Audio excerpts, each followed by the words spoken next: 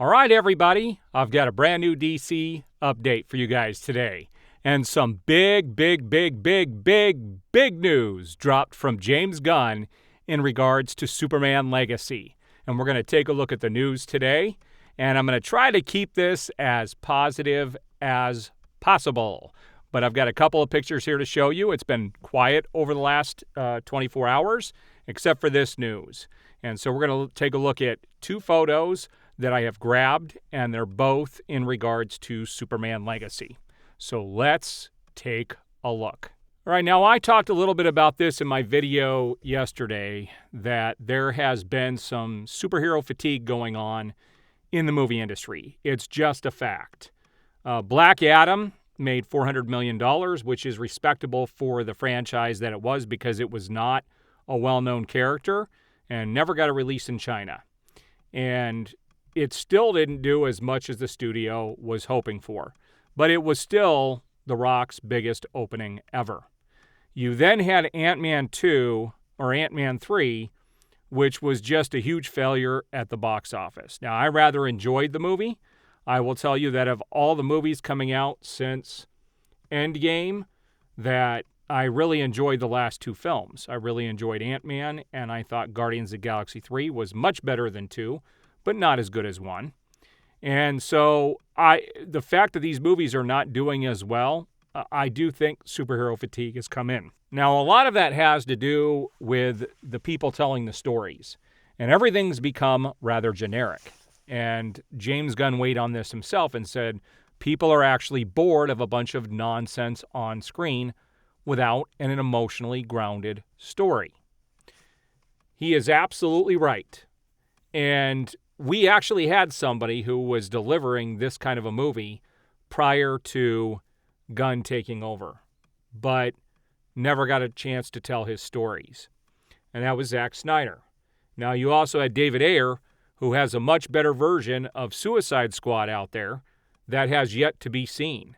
And the studio butchered that one too, and there was an emotionally grounded story with Joker, and actually it was supposedly pretty much, it was Margot Robbie's, her basically origin of Harley Quinn. And we never got to see that. I know that there was actually more than an hour's worth of scenes with Joker in it, but he was on screen for like less than 5 minutes in the theatrical version.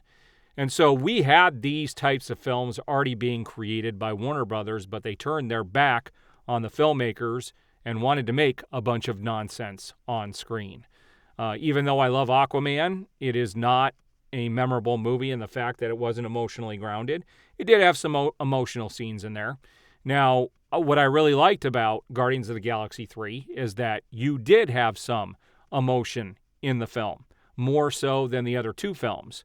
The problem was James Gunn would cut away from the emotion too quickly, and that bothers me a lot. If you're going to do it right, let it stew for a minute and let the people in the audience enjoy it.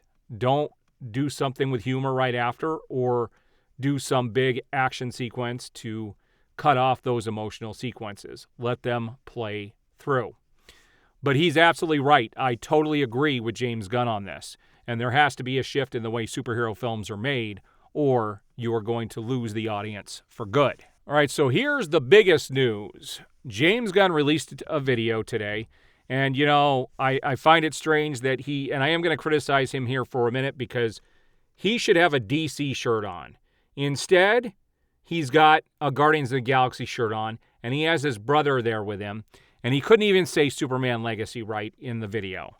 And I'm sorry, you're already showing disrespect. I'm sorry, but he's showing disrespect to DC right off the bat. He should have had a DC shirt on, and I don't think his brother should have been presenting this with him. But regardless of that, they're saying that Superman Legacy is going to start filming in January.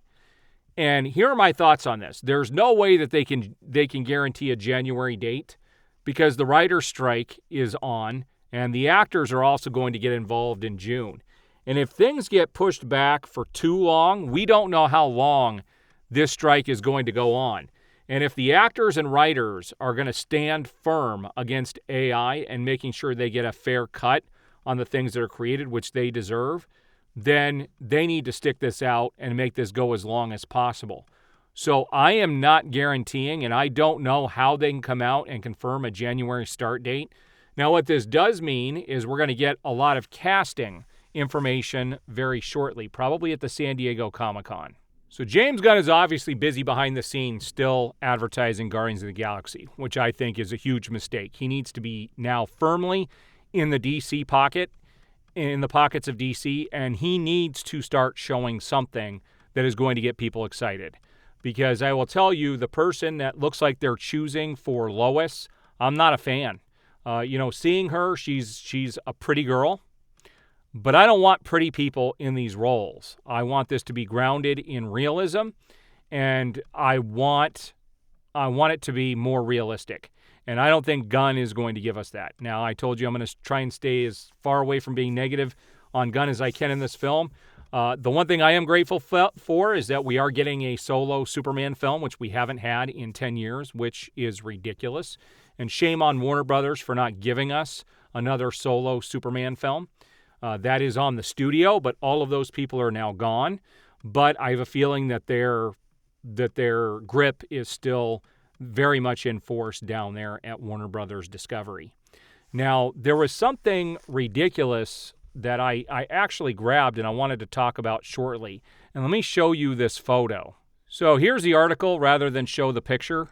This is pretty big stuff here. Warner Brothers Discovery shareholder slams CEO David Zaslav's compensation in say-on-pay vote. Now, this is interesting. Now, I think this is optics on the side of the shareholders, because if the shareholders aren't happy, well, they know the audience and the fans are not happy, and so the people that support them, they're not going to look happy either. And this is an interesting vote in what they're talking about here. It says stockholders have expressed serious displeasure with the 2022 executive compensation at Warner Brothers Discovery, led by David Zaslav, according to the result of a vote at the annual meeting Monday that was filed with the SEC today. The so-called say-on-pay vote saw nearly half of all votes cast coming out against last year's comp, which was ratified with just over 50% approval. The votes are advisory only, again, optics, meaning they are non-binding. They do have an impact, though. Most public companies get over 90% approval, and anything under 70% is considered pretty dismal. So let's talk a bit about this.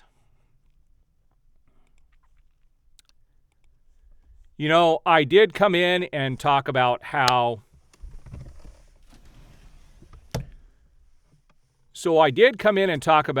they lost billions of dollars. I can't remember exactly how much it was. It was like $1.2 billion, if I'm not mistaken, in one quarter. And they only made like $50 million on HBO Max. It's the only place they're making money. And they touted that as a good thing. So nobody's happy. They're losing money. The shareholders are starting to get upset. And it's not good when you have the head of the company making $250 million a year when the company is struggling. And so this is all about optics. They're trying to get the public to have a better view of them, which I don't think is going to happen until a bunch of things change. They canceled a bunch of stuff on HBO Max. They moved stuff to other platforms. They're now licensing stuff out. And let's talk a little bit about the licensing, too, because a lot of people said that they can't license Superman and Batman to other platforms. But what do you think is happening when they send a cartoon off to something like Netflix? Because you know that there's a Superman show coming out, which is going to be, I think they said, on Adult Swim, if I'm not mistaken. And then you have the Batman show, which is coming to Netflix, or is it Amazon? I can't remember which one's getting it. But that means those characters were licensed out to those other platforms. So they certainly could license this stuff out. So anybody who says they can't license the characters out because whoever has it has to have the whole thing doesn't know what they're talking about.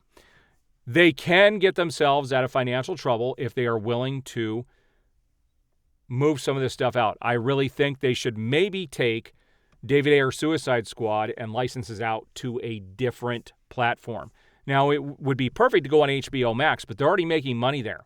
Why not send something like David Ayer Suicide Squad to a different streaming service so that they can sell those rights to make money? That would be the best thing they can do. With nothing coming out, with only one movie next year, and who knows if that's been put on hold or not because of what's going on, there's not going to be much coming out next year, and they need to garner some excitement and get people, excited and keep people engaged. So to go a whole entire year with only having like one film out is not good. One DC film I'm referring to. All right, so there's my update for the day. Just stick to my channel. As the news comes out, I will be delivering it from day to day. I do appreciate it. If you haven't already, please like the video. It's really important for YouTube in sharing my video and getting it out to other people, that the people that watch it actually like it. And if you're inclined, please subscribe, hit that notification bell, and you will be notified as I have new videos go out.